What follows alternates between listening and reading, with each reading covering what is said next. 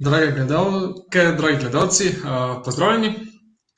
Po daljšem poletnem premoru se spet vidimo v novi oddaji Popotniškega snepa.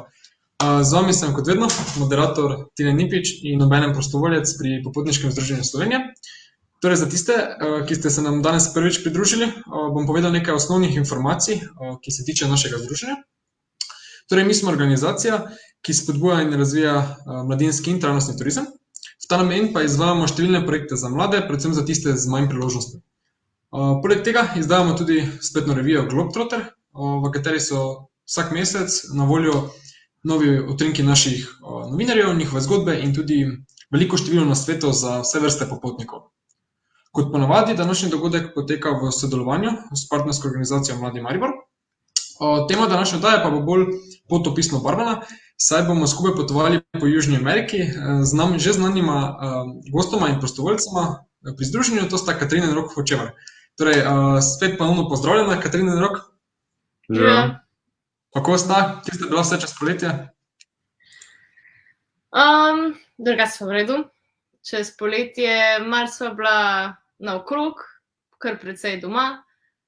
Izpostavila potovanje v Romunijo, en ekspresen vikend izlet v Švico, sva šla v hribe za vikend, z avtom seveda, malo nora ideja mogoče.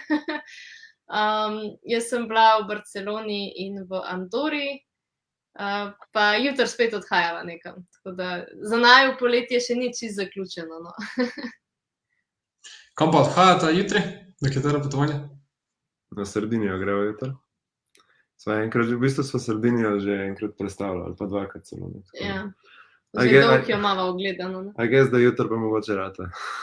Niso še odpovedali leta, tako da očitno gremo. Po oddaji je treba spakirati pa zgodaj na pot. Ja, tako nekako. Gledalci in gledalke, Rok in Katarina nam bosta preko izjemnih fotografij in spominov danes predstavljala njeno kar 9 mesecev dolgo potepanje po celotni južnoameriški celini. Tako bomo spoznali tako svetovno znane znamenitosti, kot tudi manj oblegane bisere različnih pokrajin. Seveda pa vas tako, kot vedno, vabim, da se opogumite in svobodno postavljate vprašanja, na katera bomo odgovarjali tekom predstavitve in tudi na koncu. Zdaj pa vam predajam besedo, lahko začnem takoj s predstavitvijo in še poveste, kaj z vajine strani pred začetkom. Ok, že vidimo predstavitev. Evo, se vidi najbrž, a ne? Tole je en zemljevid, tisti, ki spremljate najin blog, ste ga najbrž že velikokrat videli. Na tem zemljevidu je Rok narisal v bistvu celotno najino pot po Južni Ameriki, zdaj tlele je moče malo pomanjšano, ampak vseeno upam, da vidite mojo miško. Začela sva tlele v Čilu, v glavnem mestu Santiago de Chile, upam, da sem prav pokazala. Potem sva se odpeljala najprej na jug do ognjene zemlje in potem po drugi strani Južne Amerike čez Urugvaj, se pravi po Argentini, čez Urugvaj, Brazilijo, pa čez Paragvaj, nazaj v Argentino in potem Bolivija, Peru, Ekvador, Kolumbija in za zaključek še Venezuela in pol domov. Tako da danes si bomo pogledali vseh teh 10 držav, kakor sva jih na poti videla. Nekako bova predstavila v bistvu tiste, kot smo rekli, najlepše kotičke, no? Ker vsega ne morava povedati, 9 mesecev je res velika, ne? Tako da danes bomo nek malo tak izbor, seveda, če koga še kaj zanima, tako kot je bilo že rečeno, napišite vprašanja, bomo sproti probali odgovarjati. Začetek potovanja ni bil mogoče tako sanjski, kakor si kdo mislil, oziroma lahko povem, da je zelo težko bilo, vsaj zame, ker sva ne samo, da sva mogla spakirati, ampak sva tudi dejansko se hkrati izselila iz stanovanja, kar pomeni, da je bilo treba vse, kar sva imela na eno celotno življenje v Sloveniji, spakirati v škatle, v kombi in odpeljati, potem sva to shranila pri Rokovih starih starših na podstrehi. Tako da zadnjo noč, ko sem gledala tele fotografije, ko sem pripravljala prezentacijo za danes, je ta zadnja fotografija bila narejena ob 2:30 zjutraj in ta prva fotografija spet ob 5:30. Tako da pač pakirala in pospravljala sva pač skoraj celo noč, vmes šla spat na kavč, ker to je še edina stvar, ki je ostala, posteljo smo že en dan prej razmontirali. In pol zjutraj pač še odpeljala vse ne kufre, v bistvu vse škatle, na Gorenjsko k Rokovim starim staršem in pač potem šla na Go Opti. Tako da gremo zdaj pač po tej precej naporni noči sva potem v bistvu cel dan in noč ali tako nekako preživela na letalu, prišla spet dopoldne v Čile, v Santiago in tam v bistvu kar takoj začela s postopkom nakupa avtomobila in da sem si že od doma zamislila, da bova po Južni Ameriki potovala z avtomobilom. Že prej sva najdla, kjer avto bi rada kupila, se dogovorila za nakup in potem pač v naslednjem tednu, ko sva ga preživela v Santiago de Chile, pač rihtala papirje in sam avto. Tako da klele na fotki se vidi, kako v Čilu podpišeš kupno prodajno pogodbo za avto. Ni dovolj, da pač podpišeš na roke, ampak se da tudi prstni vtis. To je pač ena zanimivost bila. To je pa potem najin avto, Toyota 4Runner, mi da so čisto zaljubljena v ta avto še zdaj. Pač terenc je bil, tle v zadnji se vidi, takole noter je bila posla, spodaj 2 predala, en je bil za posodo, en za obleke, neki storage, se pravi prtljage je bilo še na strehi, tam je bila bolj recimo take stvari, ki jih niso vsak dan rabila, pa potem pod poslo še tukaj pod sedeži, oziroma za sedeži, ki so pri zadnji sedeži poklopljeni. Zdaj na ta način se mi zdi, da se je skozi korono skozi več začel potovati, pa skozi več ljudi se je nekako na ta način umislili svoje avtomobile. Ampak to je kar nek standarden način potovanja po Južni Ameriki, zdaj dosti ljudi gre sicer z nekimi veni, dosti ljudi pa tudi potuje s terenci predelanimi tako, no, in to je že kar, rekel, dolgoletna tradicija tega, se mi zdi. Ja, mi da sva si želela terenca, zato da pač lahko prideva na več lokacij, pač v bolj odročne kraje, pač kamor s terenskim avtom lažji ali pa lahko sploh prideš, recimo s kakšnim kombijem, mogoče malo težje. To je še en primer pol, kako sva midva živela. Recimo, ne vem, če se vidi, tukaj je tenda, tak nadstrešek platnen, ki se je potegnil ven, in pol pod to tendo sva si kuhala, sva jedla, tle so stoli zunaj, jaz tle kuham v enem zavetrju. Tendo so v prvem smislu si kupila zato, da če bi deževalo, da so vseeno lahko zunaj, ker če dežuje in imaš samo avto na razpolago, je to zelo majhen prostor, ampak v bistvu večino časa sva tendo imela zaradi sence, se pravi zaradi močnega sonca, dežja je bilo v bistvu zelo malo, mislim, par dni ali pa parkrat, da sva sedela spodaj zaradi dežja. Zdaj pa gremo kar na pot, pa si pogledamo prvo državo. Ok, v bistvu smo že v prvi državi, ne? V prvi državi sva kupila avto, ne, avto je bil čilenski, tako da gremo kar v bistvu po Čilu dol. Zdaj, vsi, če si malo predstavljate Južno Ameriko, veste, da v bistvu Čile gre zelo tako, je zelo dolga država, ki jo na eni strani definira v bistvu more, na drugi strani pa pol gorovje Andi. Tako da, ne, imajo zelo specifične, rekel, vremenske razmere, boste videli zdaj, ne vem, Čile je veliko bolj vodnat, pa hladen, pa Te fotke glih ni. na tej ne. Ja, je. Na drugi strani pa pol Argentina, ki mu šli čez na drugo stran, je pa hladna, je pa topla, pa suha, pa tako. Skratka, ti Andi nekako razmejijo Južno Ameriko v tem delu, no. Mi smo ful mislili, da bo prišla v tople kraje, zato to pravim, ne, pač gremo decembra, gremo itak nekam na jug, ne, in bo ful vroče. Katarina, tule vidite, ne, prva taka stvar, ki jo kaževa, ima že kapo, rokavice, pa vse, kar je imela pač na sebi, ne. Šla sva gledat krater Navidad, in oni temu pravijo v bistvu Sahara na odvisnosti od nikotina, ker je pač v bistvu tako kot Sahara, prav dobesedno sipine, sem pač čist črne, no. Je pa to vulkanska aktivnost, s katero se je dobesedno začelo tako najino potovanje, po enem parih dneh potovanja, sva prišla do prvih vulkanov, sva rekla, okej, ne, zdaj pa to pa res dokaže, da nisva več v normalnem evropskem kraju, ki je v bistvu enak zelen, ne, pač kle so še vulkani in potem se je začelo tisto malo bolj eksotika s temi vulkani. Tole je en kraj Conguillo, ki je v bistvu naj bil ful lep, ker naj je po svoje naj je spominjal malo na, čudno sem imela na začetku malo neke po Sloveniji, kako bi rekel, domotožja.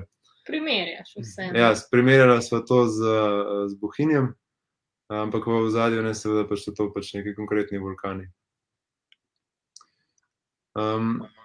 Ena izmed stvari, ki bi jo recimo izpostavil pol naslednja, ki sva jo videla, je Termas Geometricas, to je v bistvu ena soteska in jaz sem pač arhitekt po poklicu in arhitekt je kupil to sotesko, sva rekla, greva gledat, ker je pač ful vredno to videti. Dejansko pride vroča voda, rekel iz tal, geotermalna vroča voda in potem ledena voda iz ledenikov in ta arhitekt je nekako speljal te dve različni vodi po tej soteski, tako da je ustvaril vroče in hladne bazenčke in pol neke terme tako vmes. In pa ena taka ozka potkica, ki se vije skozi celo sotesko in je ful fajn. Take terme, ki jih jaz v bistvu še nisem nikjer druge videl.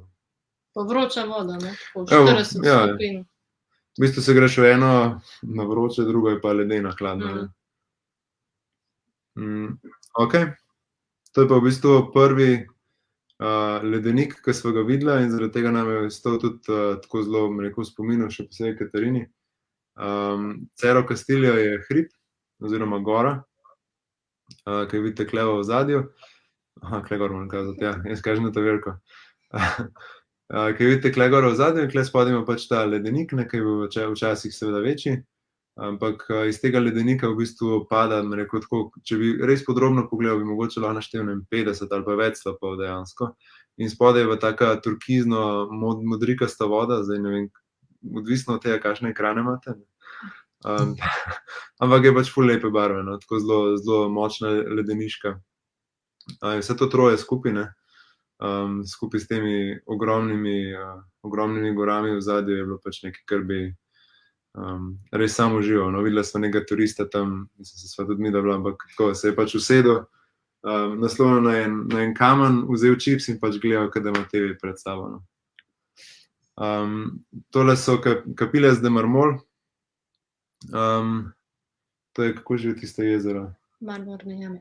Jezero. General Carrer, ne? Lago General Carrer, ja. Ja, to je v bistvu neko ledeniško jezero, ki ima posebno, rekel, modrikasto barvo, zaradi tega, ker kaj je že neki element? Iridi, kemijski element je prisoten. No, ampak ful zanimive so pač te jame, zaradi tega, ker je bilo treba iti prav s čolnom tja na izlet.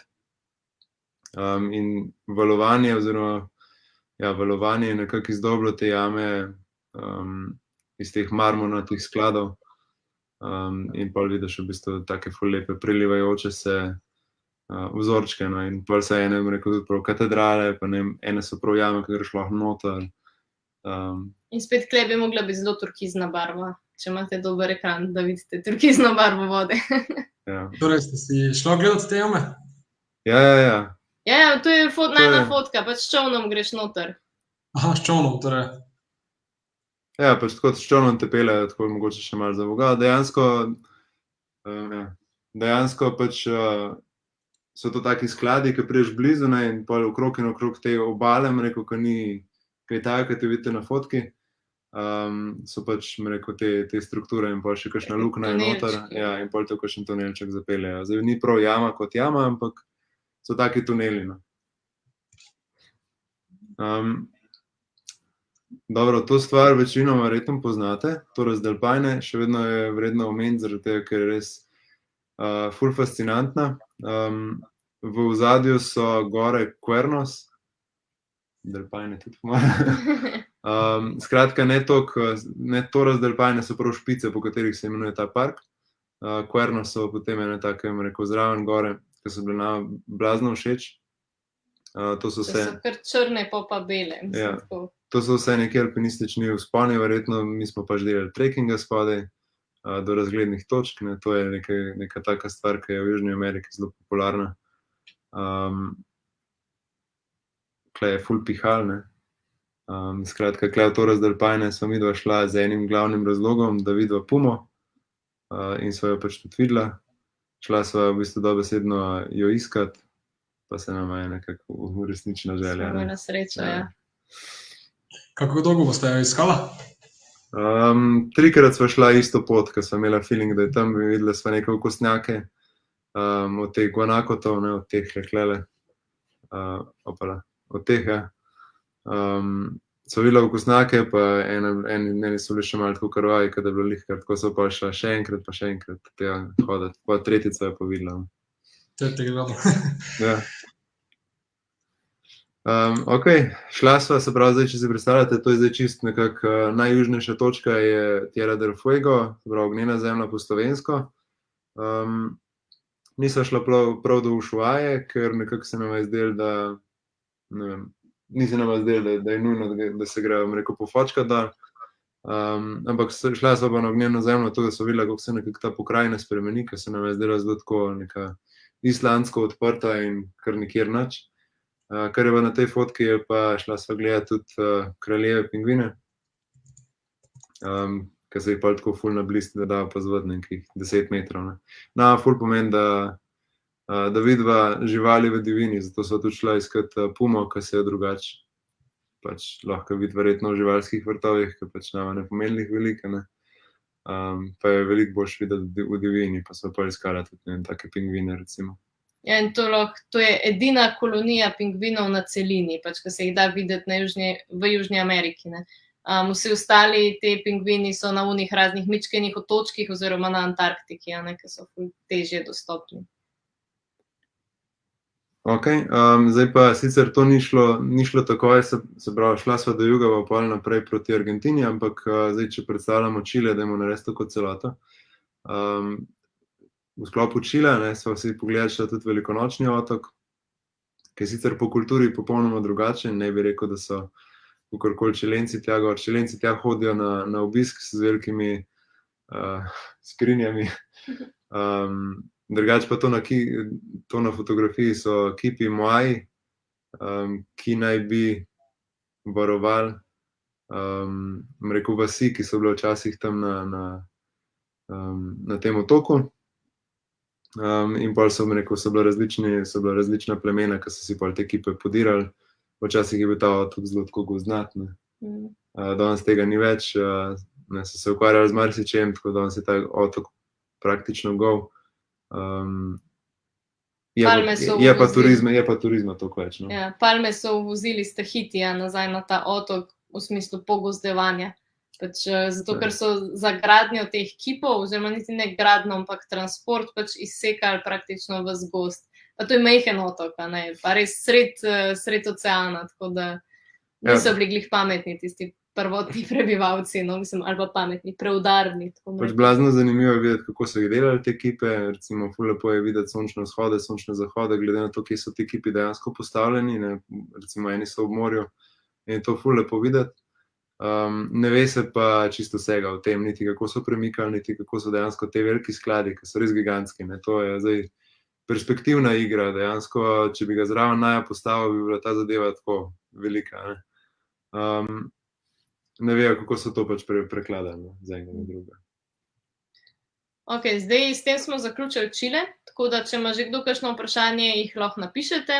Ta cajt, oziroma mi gremo naprej najbrž na Argentino, pa se pač lahko tudi pol vrnemo, če bi še kdo imel. Tako da naslednja država na najinem potovanju je bila Argentina, kakor je Rok prej že omenil, Argentina je bistveno bolj suha, ker predstavljajte si, tako je ocean, pa je Čile, pa so Andi, in pol je Argentina na drugi strani. In pač vse, kar pride dežja in oblakov, a ne, iz oceana, se zaleti v Ande, pade dol dež v Čilu, v Argentino ga zelo malo pride, a ne. Tako da to se je res poznalo, no, tako prav, ko sva šla čez hribe, na drugo stran sva se preoblekla iz bunt v kratke hlače, recimo, to, ki je bilo razlike in tudi pokrajina je ful bolj suha. Tudi v Argentini imajo ful lepe hribe, to je Patagonija, najbolj znan kraj v Argentini El Chaltén, kjer so ta v ozadju dve impozantni gori Fitzroy, to je tale, pa Cerro Torre, 2-3 tisočaka. 3000 metrov ni toliko velika, ne, mislim, ni to neka Aconcagua, ampak fora je, da je ta El Chaltén je na 300 metrih in pa se res gor na 3000 dvigne, se vidite praktično direkt gor, no. In tle sem midva, ne vem, en teden bila ali pa še več, pa sva ful hodila okrog po teh hribih, oziroma trekkinge sva delala, to je res lep kraj. Pa Argentina je bistveno cenejša kakor Čile, tako da če primerjaš Torres del Paine, ki so mogoče malo podobni hribi, recimo, no, pa ledeniki ali pa El Chaltén, pač v Torres del Paine se skeširaš, v El Chalténu malo manj, no, mislim, ni toliko hudo. V El Chalténu si dejansko lahko dlje. Ja. Tole je potem verjetno vsem poznan ledenik Perito Moreno, to je eden redkih ledenikov, ki še raste trenutno. In to je toliko aktiven ledenik, da ne vem, da sva bila tam 1 uro pa pol, ko sva ga gledala in sva videla večkrat, ko se je orenk velik kos ledenika odlomil. Predstavljajte si, ne, a vidite, tlele v spodaj so ljudje tole. To je pa ledenik, tako predstavljajte si razmerje velikosti in zdaj, da se pač ena ta špica recimo odlomi dol, pač to je to je tako, wow, to pač se res odlomi in prvo tako tik, malo, kako bi rekla, ropota, malo praska, pol tako naredi in pač pade to dol in pol čofne, mislim, to čofne in val tak, mislim, to je res teater, no, mislim, šov. Najprej čofne, pol pa v bistvu se zasliši. Ja, še to. Tako da moraš v bistvu skozi gledati, če hočeš videti, ker pač slišiš še itak prepozen. Ja. Potem tudi v Argentini je veliko pingvinov, midva sva se vračala gor na sever ob celotni argentinski obali, se pravi ob Atlantskem oceanu, in ta obala je tudi tako spet precej pusta, tam zelo piha, pa pač mrzla je, tako da je skale, kakšna nizka trava, pa pingvini. Šla sva prav na en otoček tam blizu, kjer se da videti prav posebne pingvine, to so rockhopper pingvini, oziroma mislim, da po slovensko se jim reče čopasti pingvini. In spet to je edina kolonija, ki se jo da videti tako blizu obale, oziroma celine. Vsi ostali pingvini te sorte živijo spet na unih manjših otočkih okrog Antarktike. In te pingvini so ful hecni. Tudi vidite, da kje živijo, tako na skalah. In pač oni rockhopper, že iz angleščine, ne, res so narejeni za to, da skačejo po skalah. Tako, ful so hecni, no. Pa taki bojeviti so ful. Pač dve sorti pingvinov sta na tem otoku, eni so Magellanovi, ki so tako dost pogosta sorta, ki bi rekla pri nas srne, ki jih recimo, da jih je velika, ne? In drugi te rockhopperji, ki pa tako, kot pri nas losa videl, pač ga ne. Mislim, moraš imeti srečo. Zdaj malo tako karikiram, mogoče ni najboljši primer. Ampak kar sem hotela reči, ko ta Magellanov pingvinček hodi recimo po otoku in pride skupina turistov nasproti, ali pa stoji pri miru, bo ta Magellanov pingvinček šel okrog, pač stran od njih. Ko se to zgodi, da recimo skupina turistov prekriža pot rockhopperju, se pravi temu čopastmu pingvinu, pač on bo šel, ne? On se ne bo umaknil ali pa ustavil, pač ne, ti se mu moraš umakniti. Mislim, tako, ful so zabavni, no? Tako da to je bila lušna stvar. Pol še naprej gor ob obali, vidite, že mečkan zelenja, malo tako neka grmovje. To je bilo ful zanimivo, ko sva se vozila, sva prav tekmovala, kdo vidi prvo drevo. Ki je tako, več dni sva se vozila, več, ne vem, 1000 kilometrov po mojem naredila, ali pa še več, pač brez drevesa, pač sama nizka trava, taka čist resna pokrajina na skrajnem jugu, ne. In pol pač, ko greš proti severu, počas ratuje vedno bolj zeleno in tudi kakšno drevo vidiš, pol je bil že nasad sončenc in to je bilo že tako, wow, veš, zelenje. V glavnem, tam sva šla na en polotok, Peninsula Valdez, in ta polotok je znan po res velikih kolonijah morskih levov, kar so tle na fotki, pa sea lions, kva so to, neke sorte tjulni, še bolj posebna je pa ta Peninsula polotok zaradi ork, ki pa hodijo loviti mladiče morskih levov. Zdaj, midva tam nisva imela te sreče, mislim, bila so samo en dan, ne? Tako da moraš imeti malo sreče, da jih dan orke pridejo, pa tudi ni bila še glavna sezona za orke, ker so bili te mladički še malo premehni, tako morajo mečkan zrast, da pol orke, mislim, da se jim splača loviti, no. Tako da za drugič pač je ostalo še to, da orke najdeva oziroma srečava. Zdaj pa gremo od obale v notranjost, bolj tako proti severu, ampak v notranjost Argentine, v eno močvirje oziroma nacionalni park Ibera. Pač to je pa zdaj čist druga pokrajina. Nama je bila Argentina ali zato všeč, ker je toliko raznolika, ker imaš toliko različnih pokrajin. Tukaj vidite v tem močvirju tole kapibara, največji glodalec na svetu. Tako, v velikosti enega konkretnega psa. Če si predstavljate, pol tle na njej pa sedita dva ptička, zato se mi je zdelo zabavno. V teh močvirjih plavajo aligatorji, sprehajajo se pol tudi neki jelenčki, tam sva videla are, se pravi papige. A so že kakšno žival tam opazila? Ne, mislim, da je to. No, predvsem teh kapibar je res ogromen. Tako da to je bilo ful dobro. Mislim, to je tako, v bistvu safari. Tam se voziš in spet kapibare so kar na cesti in se sploh ne umaknejo in moraš ti ustaviti avto, da se one pol tako prav zdolgočasejo, no, malo premaknejo, no, lih toliko, da greš lahko mimo. Ok, gremo zdaj pa spet nazaj, se pravi pa iz argentinske strani proti Andom, pa tle se ful dvignemo na tole že ne 3000-3500 metrov višine. Tam se začne Altiplano, to je ful visoko ležeča pokrajina, planota, ki se raztega na severu Čila, sever Argentine, pa Bolivija, pol tako gre, res, pač tam se Andi tako, se pravi, razširijo v eno planoto in v Argentini se imenuje Argentinska puna in to je bilo To je bilo pa spet čist neki drugega. No, Argentina je naju res fascinirala. Klele vidimo na fotki tale živalca, to je vikunja, podobna unim guanakotom, ki smo prekazala dol, da jih je puma jedla, to je pač mičken manjša sorta. In pa spet pokrajina, same take nizke trave, ampak kljub temu, da smo na 3500 metrih, še vedno se vidite, nekaj raste, to je bilo ful fascinantno. In pa pol pokrajina, zdaj bomo šli po tej puni, poglejte, pač tam prej smo imeli hribe, klele je v bistvu neka puščava neke vrste, ki so v bistvu veter, mislim, Kamnita puščava. kamni, ki jih je veter z erozijo, z nošenjem peska oblikoval. Pol imamo to pokrajino, se pravi, kle v ozadju, tole belo je tista fotka prej, a ne? Pol pa takole se začne vulkanska pokrajina, ki so se gor pelala z avtom. Pridemo do vulkana Karači, pod vulkanom Karači je laguna Karači, vidite Rdeče jezero, spet na, ne vem, 3500 metrih. Pa greš čez en hrib, prideš v oranžno puščavo, ki je, se vidite, vse oranžen, ampak to ni pesek, ampak je tak malo zliman, rekla, malo posušeno blato, pa pol neki hribi, Desierto del Diablo, hudičeva puščava.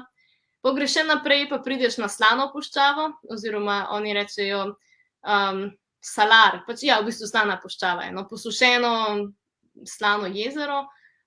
Tole konkretno je Salinas Grandes, pač to je bazenček, kjer pol pridelujejo ali pa ven, rekla, pobirajo sol, izsušujejo, da imajo za sol. In pa še greš malo naprej in prideš do barvnih hribov. Tukaj ne vem, če se vidi, tole je Cerro de 14 Colores, se pravi gora 14 barv, ki je pač taka sestava, mineralna sestava v teh kamninah je pač toliko raznolika, ne, da pač vsak izmed teh mineralov, se pravi, nekaj bi rekla, železo, svinc, ne vem, kva imamo vse. No, žveplo, ja, jermeno. Zdaj neumnost rekla, če bom še kaj nakladala, tako da ne bom povedala, kaj je noter. Ako hoče reči, pač definirajo te barve v hribih. Ampak ta razgledna točka, mislim, da ne. To je pa že 4200 metrov visoko. Tako da ja, pač Argentina je res, naju je res ful navdušila. Kako dolgo pa je potekala pot po teh različnih pokrajinah, oziroma eni pokrajini, ki ima takšne različne dele? Zdaj ta konkretno, ta puna, ki sem jo zdaj na koncu pokazala, to je bil dober teden, 2 tedna. Pač to je res noro tam gor, ker se tako za vsakim vogalom tako hitro spremenjajo stvari, da to je čist noro. Drugače pa vsega skupaj so bila v Argentini slabe 2 meseca, se pravi, pač vsega skupaj, kakor pač tekom potovanja, ne. Zanimivo, zanimivo. Mislim, ena pokrajina pa toliko različnih, izgleda kot drugi konec sveta. Ja, Pol pa dejansko. kilometrih razlike. Dejansko, ja. Pač res je fascinantna Argentina. Gremo kar naprej na naslednjo državo. To je Urugvaj. Urugvaj je, dostikrat rečejo Argentinci, da to je v bistvu samo še ena provinca Argentine, ker je tako po kulturi izredno podobna Argentincem, vsaj temu delu Argentine okrog Buenos Airesa, okrog glavnega mesta. Dialekt je ful podoben, se pravi, navade so podobne. Edin Urugvaj ima lepše plaže kot Argentina, tako da pač to je ono, ko vsi Argentinci hodijo na počitnice v Urugvaj. To je tako kot Slovenija, ko gremo vsi na Hrvaško na počitnice, pol še lepše plaže ima pa Brazilija gor, ne? To je pa tako, ko grejo Slovenci, pol, ko rečejo, ne, Hrvaška ni dosti dobra zame, gremo v Grčijo, ne? Mislim, to je tako malo primerano. V glavnem, tole je ena plaža, ki je ful poznana, Punta del Este v Urugvaju, znana je predvsem po tem pač eni skulpturi, ki je tako 5 prstov, na fotki so sicer samo 4, palci odrezan, kakor gledajo ven iz peska. Druga zanimivost, ki je tudi ob obali v Urugvaju, je pa Casa de Pueblo. To je pa v bistvu naredil en umetnik, ki je hotel strukturo, rekla, svojo hišo je hotel narediti kot nekaj ful posebno, kot da bi bila to skulptura, kip, v katerem bi lahko on živel na nek tak način. No, in pol je prvo naredil kot čisto mehno hiško, pa mu je bilo pa tako všeč, da je kar dozidval pa dozidval in to je zdaj skoraj da ne že cela vas. Tako da ja, toliko o Urugvaju. Zdaj se pravim, če so kakšno vprašanje, jih pišite sproti, ker najlažje sproti odgovarjamo. Drugače pa gremo naprej v Brazilijo. Zdaj, Urugvaj je bil tudi, se mi zdi, da najdražja država, kar se tiče bencina, ko so poskušala malo pospešati v zvezi s tem.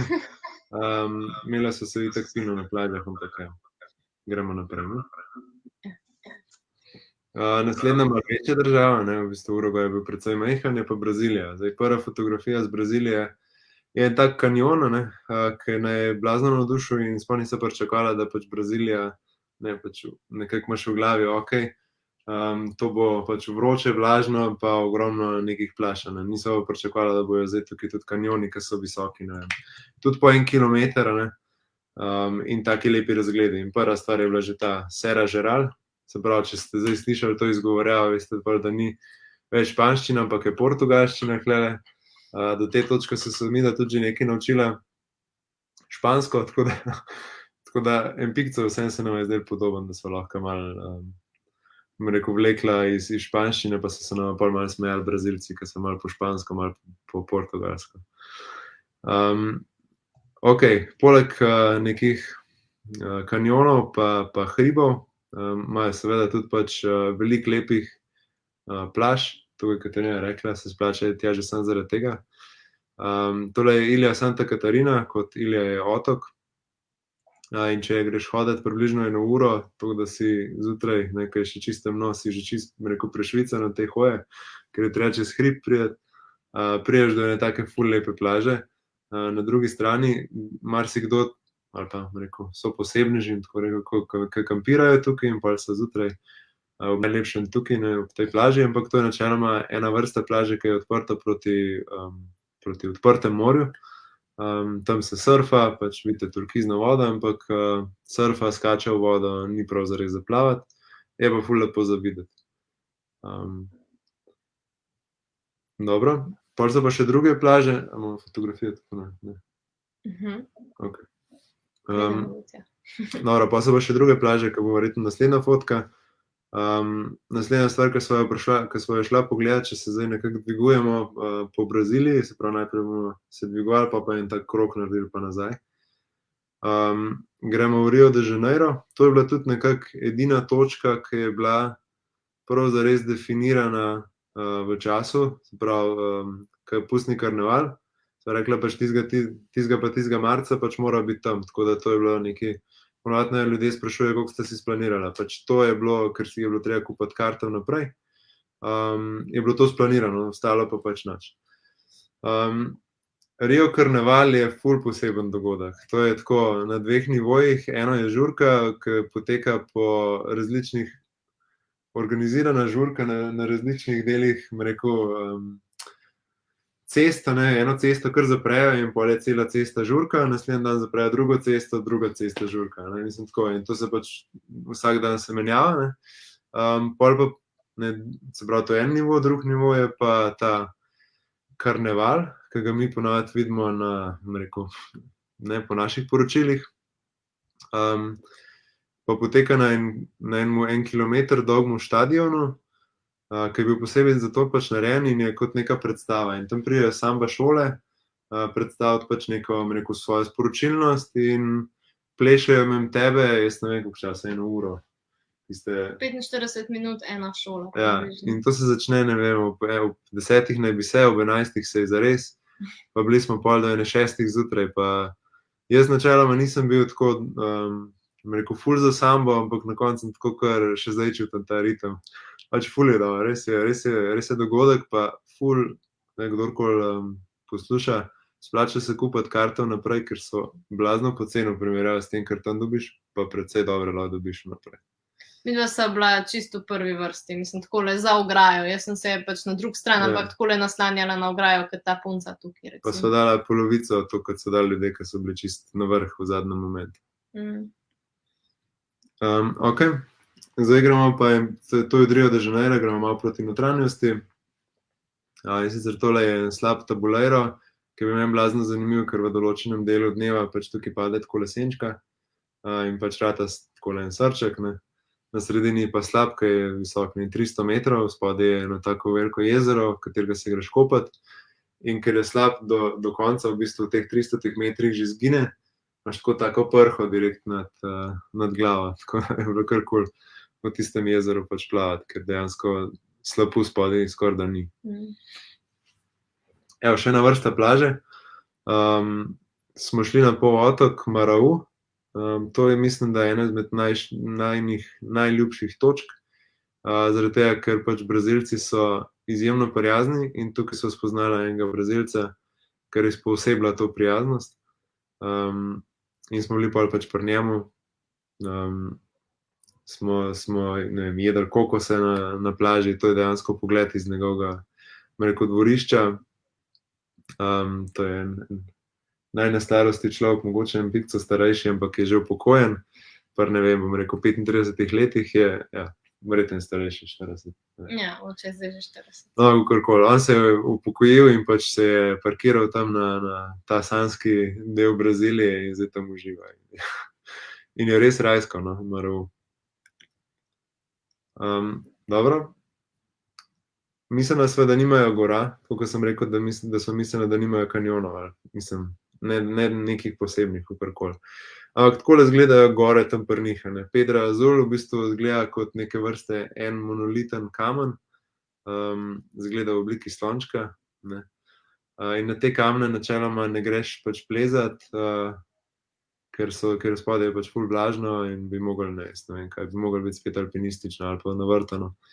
Da se iti pa okrog, pa recimo tako na razne te, rekel, sedla ozadaj, in tako smo se šli mi pol tudi na takle, na enega izmed teh sedel smo se šli kopat, ker so taki naravni bazenčki, kamor se pač ujame, steka v bistvu deževanca.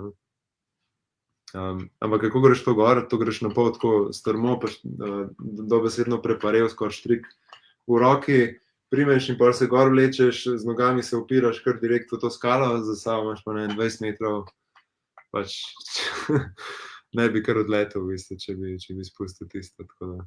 Malo je avanturistično, bolj kaferate mogoče naše. Ok. Tole so pol slapovi Iguazu, ki so pa na tromeji Brazilije, Argentine pa Paragvaja. In nekako jih vsi, po moje, da že poznate, tule je ful zanimivo, ker se jih da videti z dveh strani, z brazilske pa z argentinske. In pol dejansko sta to dva različna parka, dve različni vstopnini, dve različni dragi vstopnini, ampak se mi zdi, da je vredno dati za obe dve, nažalost sta dve, ampak je vredno dati za obe, zaradi tega, ker za ene vidiš v bistvu cel spekter teh slapov, se pravi, vidiš količino, koliko jih dejansko je, ne, kaj se zaobjemajo, na drugi strani vidiš pa pol, priješ pa res blizu temu, vidiš pa moč, samo na kateri strani vidiš, kaj je to pa moč. V Argentini si bližje slapovom, v Braziliji si dlje, zato v Braziliji bolj vidiš tako panoramo. Se spomnite, kolikšna je bila približno stopnina v to park? Ena stopnica? Mislim, da je bila okrog 16 evrov po osebi, na vsaki strani, pač na brazilski in pa moraš čez mejo, pač in to je tako težko obe dve v istem dnevu obdelaš. Vsaj argentinska stran je pač toliko velika, toliko imaš za videti, toliko za prehoditi, da je v bistvu to celodnevni izlet. Brazilska je manjša, pa je lahko poldnevni, no, tako sva midva naredila. Ja, pa kdorkoli gre, pač mokri boste, ziher. Tako da. Ja, mislim, tam sva videla pa tudi ful živali, ne vem, tudi tukana sva videla, aligatorji so tam spet, pa koati, nosati medvedki, tam kradejo hrano v bistvu turistom. Ok, gremo pol naprej v naslednjo državo, v Paragvaj. Tako v bistvu s Paragvajem se je nekako začel mogoče tisti malo bolj divji del Južne Amerike, malo bolj drugačen. Ker dotlej, ko so bila zdaj, so vse te države so tako nekako, tam živijo potomci priseljencev iz Evrope, tako da tam bi midva čist noter pasala, kljub temu, da imava svetle lase, pač dokler ne odpreš ust, pa pač vidijo, da ne znaš dosti špansko ali pa portugalsko, si čist lahka domačin. Sicer dobro, v Braziliji na severu imajo že kaj več črnega prebivalstva, na jugu pa ne. Paragvaj je pa ena izmed držav, kjer je v bistvu še vedno največja populacija, ali pa bi rekla, največji procent domorodcev ali pa teh indijancov, ki še živijo tam, in tudi v Paragvaju je guarani, to je jezik indijancev, uradni jezik poleg španščine, ne. In pol Bolivija je pa tudi tako, že po potezah, po obraznih potezah, pač se vidi, da so to drugačni ljudje, ne, da so res pač neki tisti, mislim, indijanci, upam, da je to politično pravilno. Če gremo zdaj pogledati par stvari, mislim, 2 stvari bom pokazala iz Paragvaja. Tole je hidroelektrarna Itaipu, ki je na meji na pač reki, ki je meja med Brazilijo in Paragvajem. In to je največja hidroelektrarna na svetu, ki je pač hidroelektrarna, ki pridela največ električne energije na letni ravni. Druga zanimiva stvar iz Paragvaja so pa misijoni. Nekje v srednjem veku, oziroma to je bil že novi vek pol, ko so Španci kolonizirali Južno Ameriko, so seveda tja poslali misionarje, da bi pač pokristjanili tiste indijance. V večini primerjev je bilo to precej tako kruto, prisilno, ne, in pač ali se dej krstiti ali umri. No, v Paragvaju so bili jezuiti, to je pač en red duhovnikov, ali kako se tem, ja, patrov duhovnikov, v glavnem, ki so pa močkan lepš to naredili in so se potrudili za te indijance, zgradili so misijone, katerih ruševine lahko še danes vidimo. In to so bile cele skupnosti, naredili so hiše za te indijance, delavnice, učili so jih, oziroma videli so, v čem so te indijanci dobri, in pač spodbujali njihovo rokodelstvo, naredili so slovar, recimo špansko-guaranijskega jezika, da se tako reče, pač itak velika cerkev je bila, no, danes pač so samo še ostanki tega, ampak UNESCO zaščita, vstopnina 4 evre, nikjer nobenega, mislim, tako res ni veliko UNESCO lokacij, kako bi rekla, lokacij, ki so pod UNESCO zaščito, ki so toliko lahko dostopne, tako da res lahko sam uživaš tam, najbolj gneča tam, ki je nekaj UNESCO napisane. Ok, to je bil Paragvaj, zdaj pa gremo v Bolivijo, ker sem že prej mečkaj napovedala, kakšni so ljudje, čeprav midva sta tukaj se usmerila v pokrajino, v naravo, ne toliko v ljudi, mislim, vsaj s fotografijami, ne tukaj. Najbolj znana stvar Bolivije je Salar de Uyuni, to je največja slana puščava na svetu, se pravi največji salar, ko sem rekla posušeno slano jezero, veliko za približno polovico Slovenije in tam se da fajn igrati s temi perspektivnimi fotkami, ker pač to je sama ravnina, takole belo in se lahko malo zezaš, in takole recimo, klele sem jaz lovila neko čokolado kao, pa takih fotografij imamo ogromno, no. Ampak to je en aspekt podnev, je tako in je pač itak čist noro videti to belino. Čist, evo, zanimivost, tukaj sem ustavila, ker sem midva se zapeljala gor na to, sva tako 1 uro, 2 uri, sva bila kar tako, wow, kar nisva dojemala, tako sploh nisva mogla res uživati, ker je bilo samo, wow, kva je to, mislim, tako prav rabila sva nekaj časa. Midva sva 2 noči preživela na tem salarju, ker sva pač lahko spala v avtu, kar sem hotela reči, pač tisti turisti, ki grejo recimo v sklopu neke ture, grejo za pol dneva na ta salar in meni se zdi, da v pol dneva jaz sploh ne bi dojela, kje sem, mislim, tako res kar rabila sva nek čas, no, tako šele drugi dan sva se začela malo tako fotkati, pa malo nekaj hecati s tem, in pa pol tudi druga noč je bila tale, ki je bila res čarobna. Namreč na salarju sva najdla en del, ki je še poplavljen, ker pač, ko je deževno obdobje, je ta salar poplavljen, sicer ne tako, da je ful vode, ponovadi je samo mečken vode čez to sol. Ampak glih to mečken vode naredi salar perfektno ogledalo. In pač po dnev imaš popoln odsev oblakov, po noč pa zvezd. In tako sem midva spala, točno tam, kjer je zdaj avto parkiran, sem midva tudi spala. In ko po noč pogledaš ven, ne veš, kaj je gor, ne veš, kaj je dol, ker pač povsod vidiš zvezde, tako okrog in okrog same zvezde, pa nič drugega. In tudi toliko zvezd, ki tam vidiš, ker itak ni nič, nobene svetlobne onesnaženosti, nobene druge luči, pač to je res nekaj posebnega. No. Tako da jaz sem res vesela, da sem imela tukaj to neko svobodo, da sem imela avto in da sva lahko pač dejansko 2 noči bila tam, oziroma 2 dni. Tako, zdaj pa še par ostalih lepih stvari iz Bolivije. Tole je njihova najvišja gora Sajama, v spodaj. Tle smo na 4300 metrih višine. Spet vidite tisto pokrajino, ki sem že prej v Argentini kazala, neka te suhe, čupaste trave. To je ta altiplano, ki sem ga že prej mečkaj predstavila. Tle smo se že malo navadili tega, da so bila itak skos na višini, ker na začetku je bilo kar malo tako, ne. Malo glava boli, ja.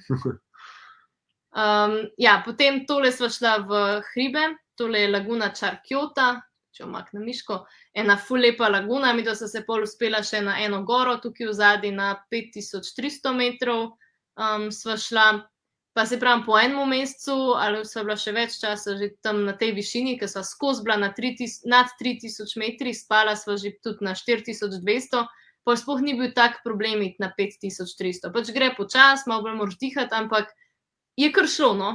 Mislim, ni bil problem. In pa še ena zelo poznana stvar v Boliviji, to je pa cesta smrti. Ne vem, če jo vidite, tlele je en avto in to je v bistvu cesta, je tako čisto v to, skoraj da ne klif, v to vertikalno goro uklesana. Se pravi, ko sem prej rekla, altiplano je, ne vem, na 3500 metrih, 4000, odvisen kakor kje, in pol se to ful strmo dol spusti, pač skozi nek deževen oziroma oblačen gozd, v bistvu v Amazonko. Tudi Bolivija ima že amazonski deževni gozd in to vmesno področje je pa se reče oblačni gozd. To je pač neko področje, kjer so skozi oblaki, skozi je megla v bistvu vlaga in je še nek poseben gozd. In ta cesta smrti v bistvu povezuje altiplano s to nižino dola, ne. In tako, ker so jo Brazilci pametno naredili očitno, ne, so z tega naredili cesto smrti. Ogromno ljudi je tam umrl, ker so pač dol padali z te ceste, ker je ful ozka, ful ovinkasta in to je bila glavna cesta včasih za ves tovorni promet, za ves osebni promet. Varnost že tako v Boliviji je na nuli, avtomobili so slabi, pač res veliko nesreče je bilo. Zdaj je ta cesta zaprta za tovorni promet. Jaz sem mislila, da je zaprta za celoten promet, ker itak, ponavadi, če koga poznaš, ki je šel v Bolivijo pa na to cesto smrti, grejo s kolesi, a ne. In sem mislila, da so jo čisto zaprli.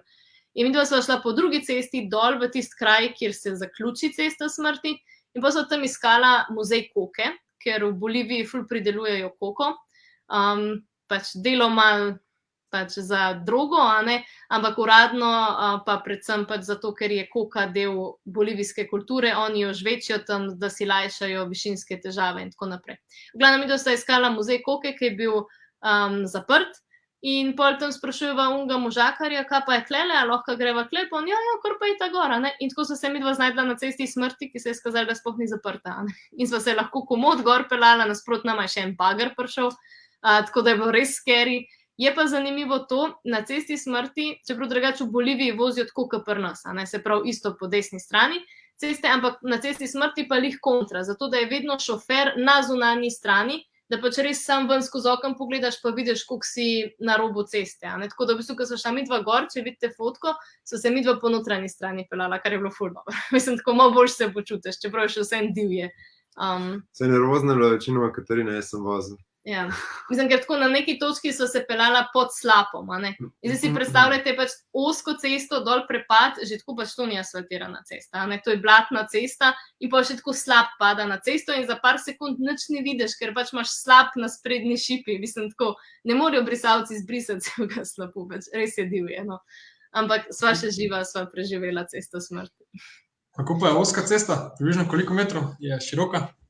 To pa ti vedel. To je, predstavljaj si eno slabo gozdno potko, mislim tako za avto, ne, se pravi, za obe dve gumi, ne, pač in pol imaš dol počasno. Vsake toliko časa bo pojavil kakšen izogibališče, recimo.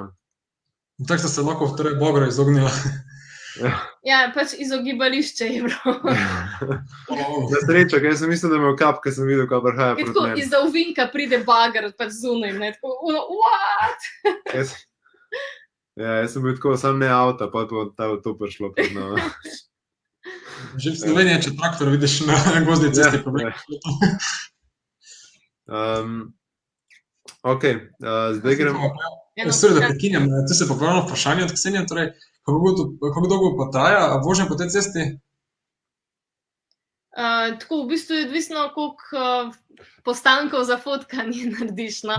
Sama cesta ni ful dolga, ne vem, po mojem v eni uri počasne vožnje jo prevoziš od Koroika, tiste pač končne točke, pa nazaj do gor, ko se priključiš glavni cesti. Bolj je tako, ker si tam, mislim, midva so se ful ustavljala, pa gledala, pač tako, no, shit, kje sva, ne, tako da mislim, da sva ene 2 uri ziher bila, pač počas sva šla, no. Je pa tako, da v deževnem vremenu jaz ne bi priporočil. Deževni dobi, ja. Ja, ne v deževnem vremenu, zaradi tega, ker je že tako greš skozi, bi rekel, zelo, kaj se vidi, kako se reče, cloud forest. Ja, oblačni gozd. Ja, tako da je že tako v bistvu ful vlažno in ta gozdna potka, ki sem ti rekel, ne, rata tudi blatna, ne, in blatna rata itak direkt pod tistim slapom, ki nič ne vidiš, ne, in na desni strani je odsekan dol, tako da pač malo je treba vsem pomisliti, no, ni zdaj tako, da se boš, je treba malo pomisliti, no. Ja.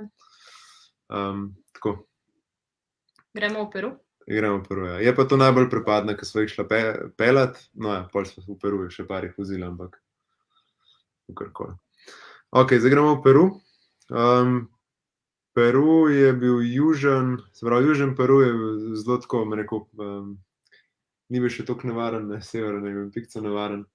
Pa so si v južnem delu malo več stvari pogledali. Zdaj to je jezero Titicaca, ki je kako že najvišje ležeče plovno jezero na svetu, nekaj na ta način, kar že to pomeni, koliko je dejansko. Pač visoko. Ja.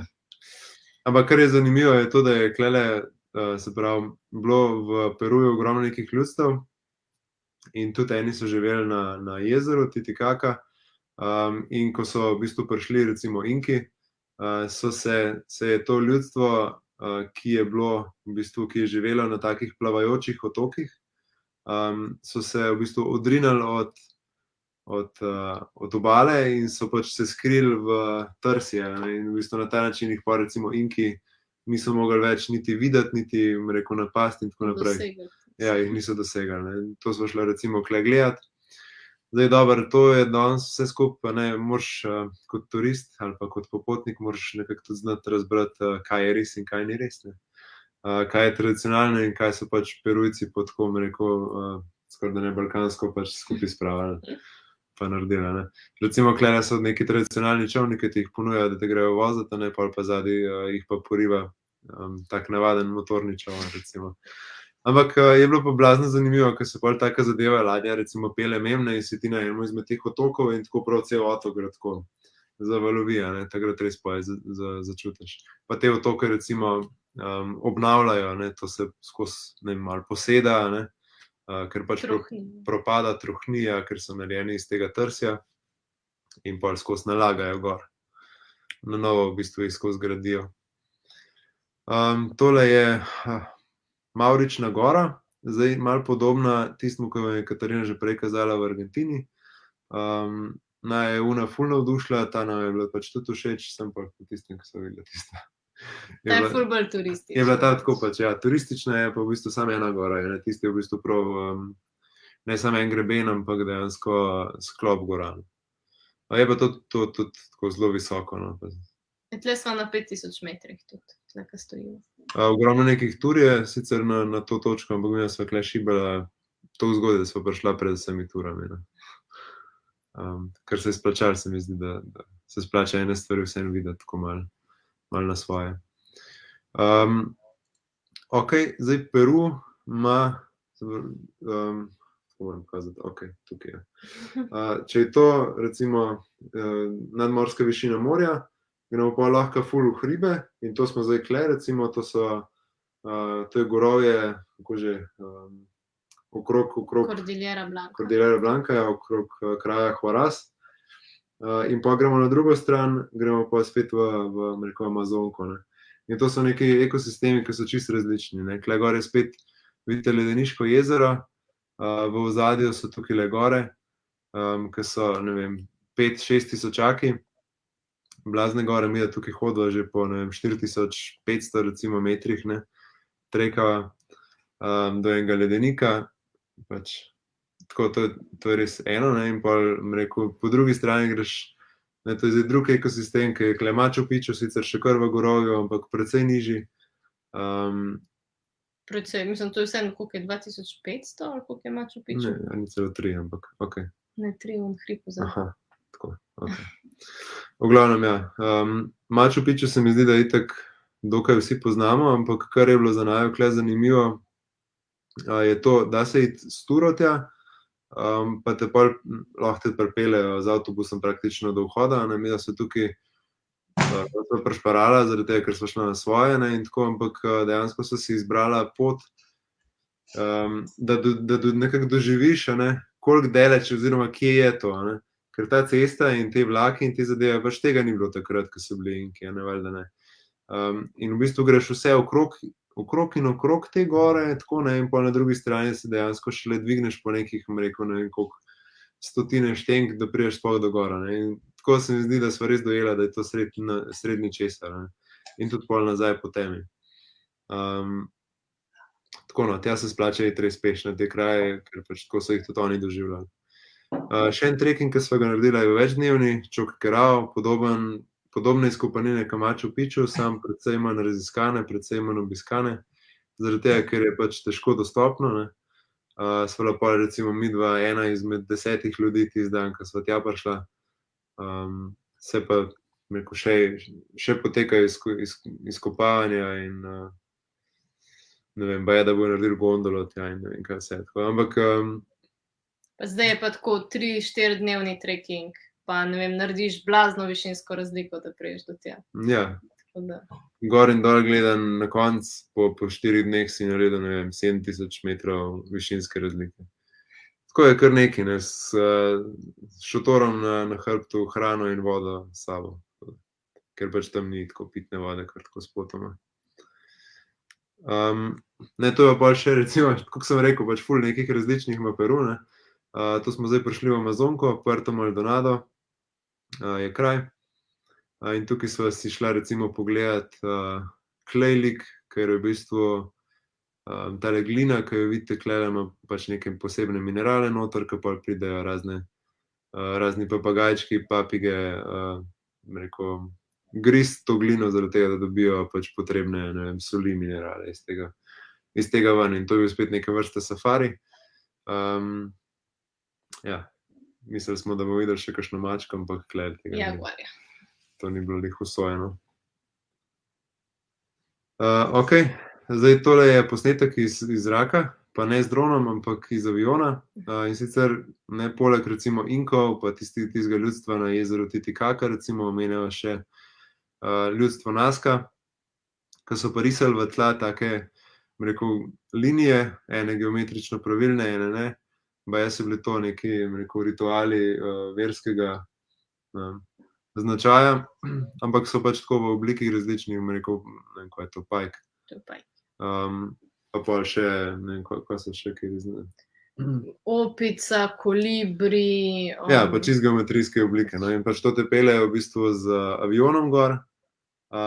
Splača se, bom rekel, počakati recimo pa si nabrati neko celo skupino, pa pol dobiš neko cenejšo ceno. Je pa tako, da je zadeva še kar vrtoglava, ker pač ja, si v Peruju in do nedavnega so ti avioni precej dol padali baje.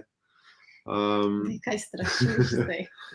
No, pač, kakorkoli, pač ta avion je tako, da te pelje in te zapelje pač po eni strani tega, bom rekel, tega narisanega, ne, in po drugi strani simbola. In pol, bom rekel, ko naredi te neke osmice, ne, recimo, da jih je 12 teh simbolov, ki ti jih pokažejo tekom ene ture, ti je na koncu, bom rekel, moraš biti že kar, da ti ni slabo, no. Pa zakaj moraš na avion? Zato, ker so te risbe na tleh toliko velike, da pač iz tal jih ne vidiš. Iz tal pač se ti zdi, da je samo malo zemlje tam, a ne. In moraš dejansko iti toliko visoko gor, da vidiš vse skupaj, no. Od zgoraj. Je to ravno to vprašanje, kako so to ustvarili, brez da bi videli zraka takrat v tistem času, ko so delali, ne? To je vprašanje, ki si ga tudi arheologi ne znajo zaenkrat, pač nanj ga ne znajo odgovoriti. Je pa tako, da se do nedavnega v bistvu oni sploh niso vedeli, da imajo te recimo znake, ne, in pol so naredili kar čez glavno cesto Panamericano, recimo, ki preseka enega izmed znakov recimo direktno, ne. Rep kuščarjev preseka. Ja, tako da, ampak saj mislim, da jih še odkrivajo, to območje tule je kar precej veliko. Ogromno imajo tudi nekih grobov in bom rekel, vrednih stvari v teh grobovih, no, tako da to se še, bom rekel, išče, izkopava na polno tam, no. Okej, to, da sva imela svoj avto in da je bil ta avtoteren s precej v redu gumami, da sva do te točke si že nekako uspela dopovedati, da ta avto naj bo spravil marsikam, ne. Je pomenilo, da sva šla pol se malo voziti po puščavah. Tole je ena izmed njih, ke naju je peljala do Lagune Moron, to je ena, a imava fotko do tega? Zraven te, v bistvu sredi te puščave sva šla pač do nekega zelenega jezera, bom rekel, in se tam noter lahko tudi malo kopaš, pa pol sva tako spala. To je še en izmed ekstremov, bom rekel, ke se pojavi, v bistvu to je zdaj ob obali, ob perujski obali.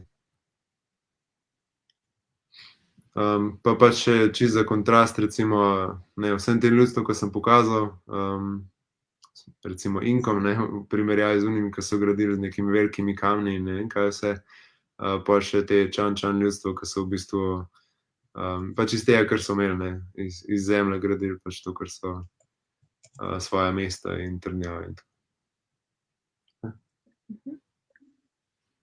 Ok, gremo že v Ekvador. Ekvador je najbolj vsem znan po Galapagosu. Midva nisva šla prav na Galapagos, ker nam je majčkeno zmanjkalo časa, oziroma mislila sva, da ga nisva imela, pa se je izkazalo, da bi ga lahko imela. Pač tle sva se midva že pogovarjala o prodaji avtomobila in smo se pač prvo zmenili s potencialnim kupcem za en datum. In pa, ko sva midva že vse splanirala in šla v bistvu mimo Galapagosa, je on rekel, jaz sem najdel ful dobro ponudbo, midva greva najprej na Galapagos za 2 tedna, pa se pa dobimo 2 tedna kasneje. Ne. Tako da naj jo je lepo za jo, a naj da je šel on na Galapagos, pač midva sva bila pa pol že naprej in je bilo brez veze se vračati, oziroma pač tudi ne bi mogla. V glavnem. Šla sva pa potem na Galapagos za reveže, to je en otok, ki je bistveno bližje celini v Ekvadorju, imenuje se Isla de la Plata. In pač tja se gre z ladjo na enodnevni izlet, zato je bistveno cenejši. Vidi se pa podobne živali, kakor na samem Galapagosu. Najbolj tak tipičen ali pa najbolj ikoničen primerek teh živalc je tale modronogi strmec, oziroma v angleščini je blue-footed booby. Pač to so eni posebni ptiči, ki so pač zanimivi zaradi svojih modrih tačk, no, čisto tako.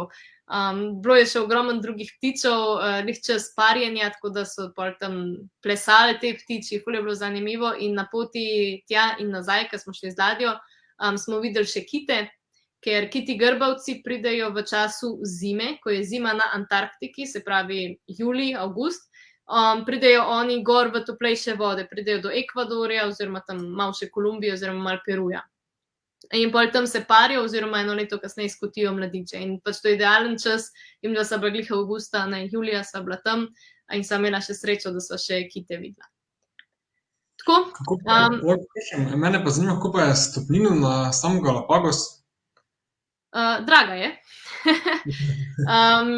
Zdaj ne vem, kakšne so zdaj cene, takrat, ko sem midva gledala, je bilo, mislim, da okrog $100, pa pol še neka taksa, pa pač draguje, vse je drago tam, no, tako res, to je kar zalogaj, ker je pol tudi vsak prevoz s čovnom, ker Galapagos je več otočkov, ne, in vsak ima neke zanimivosti, je pol vsak ta prevoz, pač ne vem, nekaj $10 na osebo, pol rabiš še od pristanišča do hotela drug prevoz, ki je spet nekaj $10 lahko, ne, pa greš na izlete, ko si že na otočku, greš še na izlete, ne. Mislim, zdaj govorim sam, kaj sem brala, nisva bila, ampak pač vse nabere za Galapagos. Midva sva sicer, jaz sem si ful želela, ker imam ful rada živali in sva rekla, da si bi prvo šla to, če bi se dal, mislim, če bi se nama časovno išlo, sam pač pol se je tako končal, kakor se je, no. Tu pa ste pojavili torej vprašanje, moram prebral. Nušo zanima, kako se imenuje ta ptica na prejšnji sliki? Fotografiji. Po slovensko je to modronogi strmec. Baje. V angleščini mogoče je lažje blue-footed booby.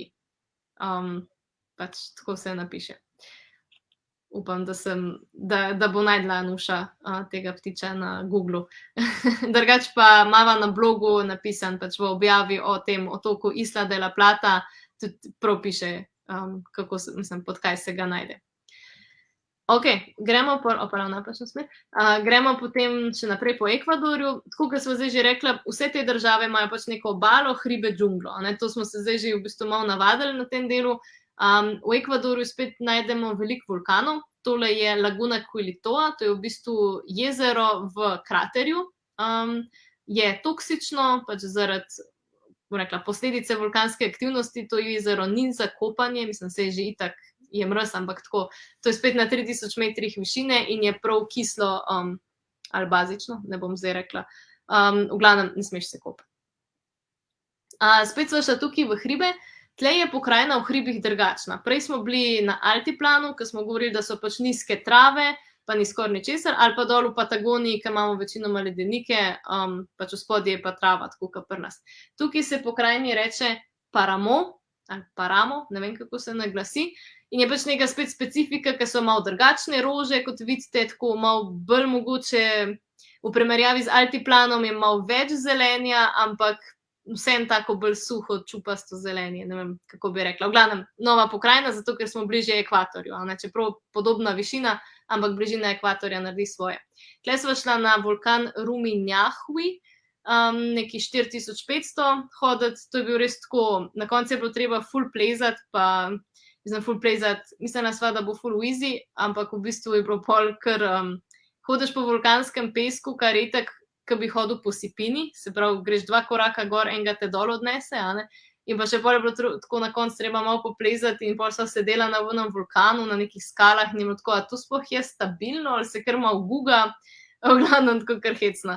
Je pa iz tega vulkana pol razgled na Cotopaxi, ki je pa tako ful impozantna gora v Ekvadorju, ki ima pa še ledenik, kar je ful posebnost, da pač imamo ledenik v bistvu na ekvatorju, Tako, pa še pač, zakaj se Ekvador imenuje Ekvador, zato ker leži v bistvu na ekvatorju in da so šla prav tam na točko, kjer ne bi potekal ekvator. Imenuje se Mitad del Mundo, kar iz španščine prevedemo v središče sveta. Pač to je taka, mogoče malo bolj turistična stvar, ampak pač ne. Če že potuješ 9 mesecev po Južni Ameriki, je treba tudi nekako ovekovečiti, kdaj se vrneš nazaj na severno poloblo, Tako, to je bil Ekvador, zdaj pa Kolumbija, bom kar jaz nadaljevala. V Kolumbiji se je nama zdelo tako, da so že vse videla. Kolumbija drugač ponuja ogromen, spet izredno raznolika država, midva so tle že ratala malo zbirčna, kaj si greva pogledati, ker se nama je zdelo, hribe sva že videla, to sva videla. Tako da zdaj res najbolj posebne, najbolj drugačne stvari Kolumbije. Eno je Caño Cristales, to je roza reka, rata roza zaradi posebnih rastlin v vodi, ki pač tekom deževne dobe vzcvetijo in pač naredijo v bistvu celo reko, da zgleda, kakor da je roza barve. Druga stvar je puščava Tatacoa, ta je mogoče majčkeno podobna uni argentinski, samo da pač ta ni na toliko brutalni višini, ampak je pač dokaj v nižini. Naslednja zanimiva stvar je Valle de Cocora, to je spet neko območje, lahko bi rekli tega oblačnega gozda, se pravi nekje, ker je večino časa megla, vlaga in tam ful dobro uspevajo določene palme, ki so v bistvu tudi posledično najvišje palme na svetu, ker so lahko visoke tudi 60-70 metrov. Tako pač ne moreš jih sploh slikati od blizu, ne moreš se slikati pod palmo, ker pač je vedno palma pač ven pade iz objektiva. Tako da to je fotka od zunaj. Pol ima Kolumbija še en Caño Cristales, tako domačini rečejo, da to je Caño Cristales 2, ker je pač tudi rjavo dno te reke, ampak ta reka pač to rjavo dno ni zanimivo, zanimivo je zato, ker ima take lukne in so kakor naravni džakuzi, naravni bazenčki, kle pač midva noter sediva, eni so to globoki, pač da lahko prav stojiš noter ali pa se še potopiš, pač eni so majčkeno manjši, v glavnem to je tako pol ful zabava in pol folk tako se zateče, se zadrsa po tej čist plitki reki in pol pač z glavo noter, v lukno, pač v ta bazenček. To je dejansko na centimeter 2 vode, tako da bi po tobogan šel v bistvu. Ja, tlele, pol v luknah pa... Ja, pa pol v lukno padeš. 2 metra ali pa pač odvisno. Če zadaneš. Ja. Ok, se pravi, to je Las Gachas. Potem sem pa že prišla do severa Kolumbije, kjer pač prej sva večinoma bila ali ob Tihem oceanu, ali pa tam prej v Argentini, pa v Braziliji ob Atlantskem oceanu, kjer sva prišla pa gor na sever, na Karibsko morje in sva šla v nacionalni park Tayrona, ki tudi ne bi imel najlepše plaže in lahko rečem, da so zelo lepe, čeprav boste videli pol kasneje, da smo najdla še ene lepše. Tole je pa še zadnja fotografija z najnim avtomobilom. Vidite, da je čist, bel, sveti se, na strehi ni več nobene grozno velike vreče. Pač tle sva prodala avto v kraju Cartagena, drugače Cartagena, čudovito mesto na severu Kolumbije, tako da pač, če bo kdo v Kolumbiji, res to mesto si morate pogledati, no. Ampak ja, s tem sva pol midva zaključila najno potovanje po Kolumbiji in sva šla pol še v zadnjo državo v Venezuelo. Zdaj pa je pojavilo eno vprašanje, tako da torej Anjo zanima, kako je z varnostjo na takšni poti? Boš ti povedal? Z varnostjo je bilo zelo raznolikom, tako rekel, se pravi, najprej tako, nič se nam ni zgodilo, Največ nevarnosti, ki smo jo doživela, je bilo na nekem trekkingu, ki smo imeli bližnje srečanje pač z nekim bikom. In to je bilo vse od nevarnosti, kar sem videla nekako tako imela prav zares na tem potovanju. Je pa tako, da vedno pravim neka logična popotniška, neka popotniška previdnost, te nekako reše ali pa obvaruje, rekel, nekih scenarijev, ki bi jih drugače doživel. Se pravi, vredno se je pozanimati, da pač ne greš do tistega Jezusa gor nad Rio de Janeirom pač trekat, ker so recimo to znane točke, da te bojo oropali. Turist ali pa domačin, kakorkoli. Se pravi, ali si eno ali drugo, pač tam načeloma te malo čakajo. Ne? Tako da bolj to ne greš, recimo. Ne? Če je vprašanje nevarnosti, ne vem, tega, da so spala v avtu, recimo spanje v avtu vedno, ne, imaš dva načina, ne?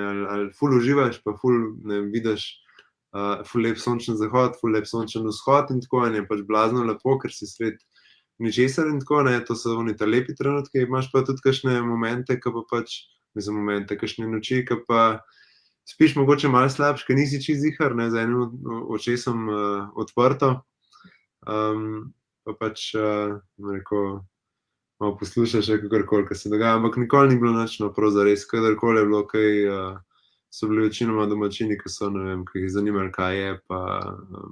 So prišli v bistvu poferbcati, pa ne sretniči zvečer. Ne, zvečer, pozdraviti pa tako, mislim, na ta način. No. Tako da ni prav zares bilo nekih nevarnih situacij. No. Je pa res, da v vsaki skupini, recimo, da sem midva skupina, ki so potovala skupaj, se pač te nekako vloge malo porazdelijo.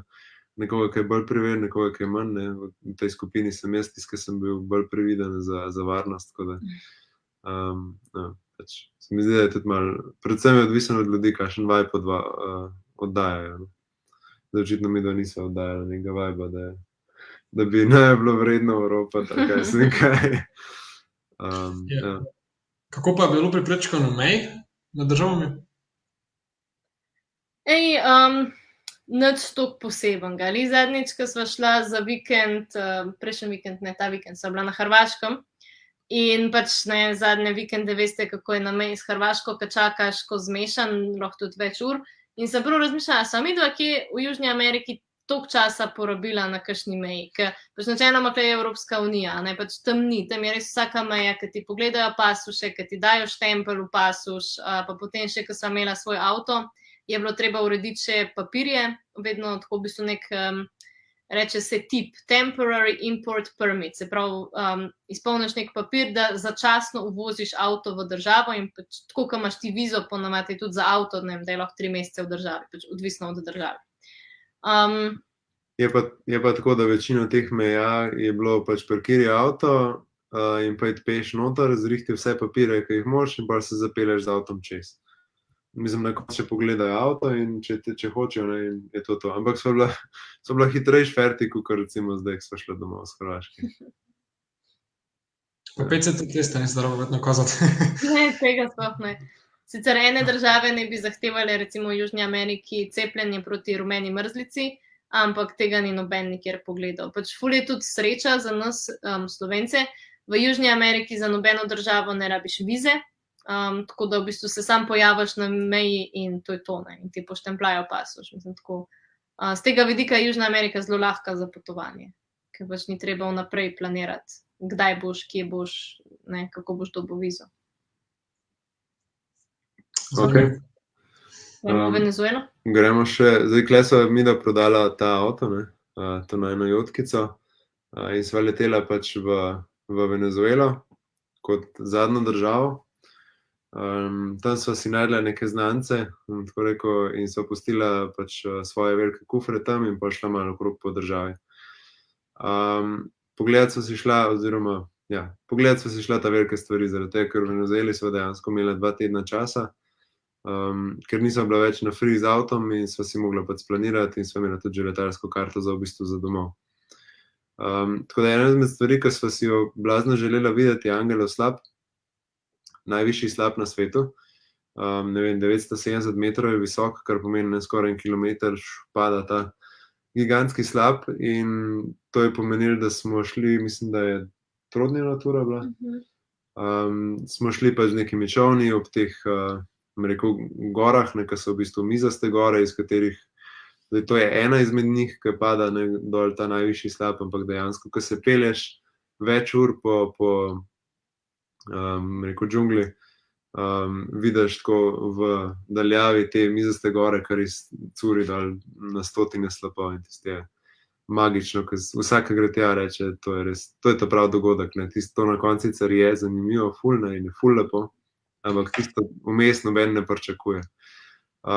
Tukaj kle sva dala pa to fotko zaradi tega, ker sva pač v času, ko je Venezuela tako zelo neprivlačna za množice turistov, bila v bistvu ena izmed, ne vem, 20 ali pa 15 ljudi, ki sva imela več ur slap, v bistvu smo imeli samo zase, ne.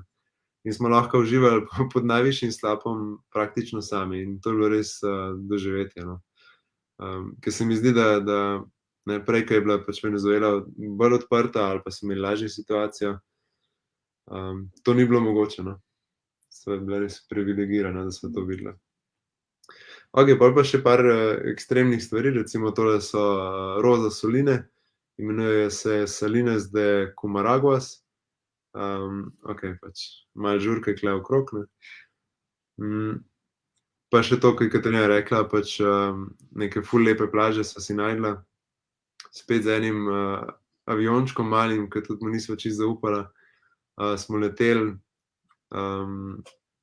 in pač ja, tukaj prideš v bistvu srednji česar, taka lepa turkizna voda, dejansko so to otočki, ki greš lahko peš iz enega na druga, toliko je plitva voda vmes med njimi. Takole izgleda, tako da na koncu sva šla, rekel, za par dni na te otočke in sva dobila vso barvo, ki jo prej nisva dobila, a veš, na trekkingih pa to pač ne dobiš barve, tukaj sva se 3 dni sončila, sva prišla pol domov, saj neki barve imate, ja, v redu. Od zadnjih 5 dni, ja. Ja. Ampak ja, pač saj tule pa mislim, da se vidi tudi pač izredno turkizna voda, pa Ful lepo. sonca ne preteka, pa ful lepo. Tule sva videla tudi ogromno nekih morskih zvezd, recimo. Pa školjke takih ogromne, debelih, ja, pa. ful lepe korale. Tako.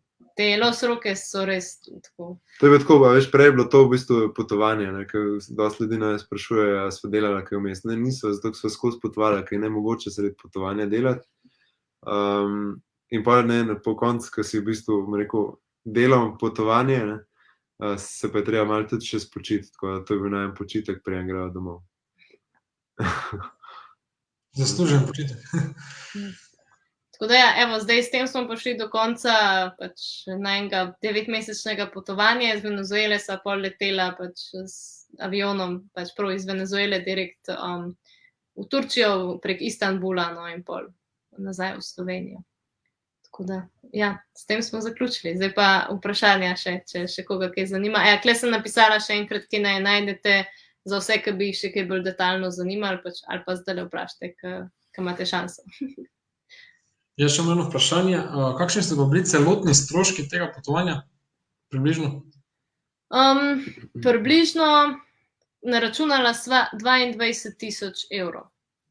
To je res pač vse skupaj. Se pravi, od momenta, ko sva šla iz Slovenije, do momenta, ko sva prišla nazaj. Vse letalske karte, nakup avtomobila, zavarovanja, ki sva jih imela, mislim, tako.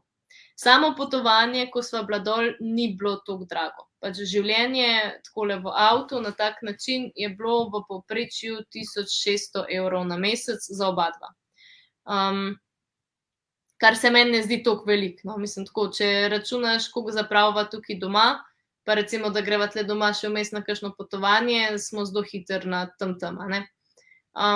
Se pravi, nanesli je pol razne letalske karte, prodaja avtomobila oziroma pač nakup prodaja avtomobila, pa se pravi, ta zavarovanja, to naju je v bistvu kar nekaj prišlo, no. Zdravstveno zavarovanje, da je za 9 mesecev, a ne. Ja, pa jaz sem zavaroval recimo še svoj laptop.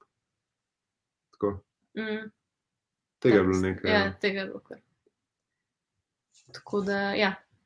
Mislim, mogoče zveni veliko 22.000 evrov, ampak pač mislim, ni toliko veliko, no, se pravi, ker je to neko življenje, tam dejansko ni toliko veliko in pa hkrati to so toliko nepozabne stvari, toliko neki, rekla, precious, vredni, neprecenljivi trenutki, da pač nama se zdi več kot vredno, je bilo več kot vredno dati tega ta denar. Ne vem, zdaj je že 2 leti, odkar sva prišla nazaj.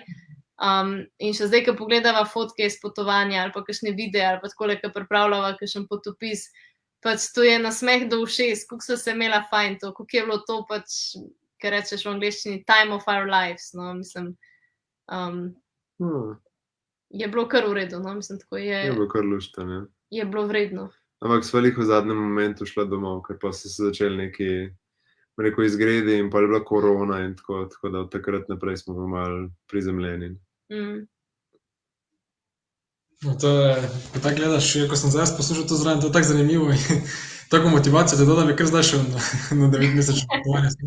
Koliko pa še odzadaj dela, pa stresa, pa truda, pa vsega. Ja, moraš biti na to res pripravljen, očitno. Ja, ma saj pol, ko si enkrat tam načeloma, mislim, vsaj nama ni bilo več hudega. Pol pač zlaufa to in tako, kakle vsak dan pač živiš, vstaneš, greš v službo, pač tam vstaneš, se zrihtaš, ne vem, se premakneš nekam, greš hoditi, mislim, nama ni bilo težko tam, ne. Jaz osebno vem, da mi je bilo težko iti od doma, težko mi je bilo pustiti domače živali v oskrbi drugim ljudem, ne vem, niti službe, pač mi ni bilo toliko težko pustiti, sem vedela, da pač bom prišla nazaj, pa bo druga. Je pa, jaz zdaj malo odvisno od tega, tudi kakšen človek si, ne. Recimo, mi sva pač taka, da sva bila skozi aktivna in sva skozi skakala levo, desno in ne vem, včasih sva se vzela kakšen dan, tako sva se malo spočila in tako, drugače pa pač trekkingi, plezanje, ne vem kaj vse, pač sva si našla, da sva raziskvala konstantno, res. Torej, športna pripravljenost je tudi pomembna. Ja, mislim, če ti je do dobiš. tega, a ne, Ja. mislim, tistim, ki ni, bi si izbral drugačen način potovanja ali pa lahko greš po isti poti, pa si bo nekdo drug pogledal čez druge stvari, ker pač ga zanima, ne vem, toliko bolj zgodovina in ne toliko, ne vem, narava, neko kar naju. To je ta posebnost, da pač vsak majčkeno drugače naredi potovanje. Ja, res je. Torej, dragi gledalci in gledalke, zdaj smo prišli do konca te izjemno zanimive oddaje. Tako kot sta že prej povedala, je zelo težko tako dolgo potovanje strniti v 1-urno oziroma malo več predstavitev, zato je potrebno izpustiti veliko informacij. No? In če vas zanima kaj več, lahko spet, kot smo povedali, že pišete Katarini in Roku ali obiščete njuno spletno popotniško spletno stran oziroma blog Lahkih nog naokrog.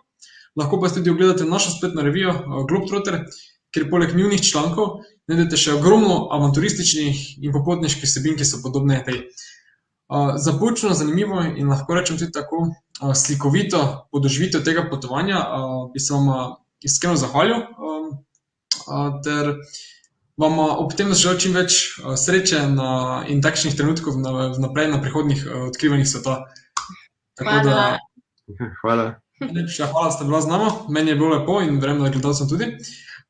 Še enkrat hvala za vajen čas in trud in za to motivacijo za potovanje. Po eni strani pa ste pohvalili tudi vi, gledalci in gledalke, se z vašo udeležbo in podporo in postavljenimi komentarji in vprašanji pomagate soustvarjati in razvijati to našo popotniško serijo. Tako da to je danes vse z moje strani tudi. Do naslednjič, ko se spet vidimo, ostanite zdravi, uživajte, veliko potujte, koliko vam torej čas dovoli, ne. Tako da to je z moje strani vse in še imate kaj za povedati? Ne, saj mislim, da si že vse tako lepo povedal. Si lepo zaključil. Ja. Ja, videl sta pomagati. Tako da nič, bon voyage pa adijo. Adijo. Čau.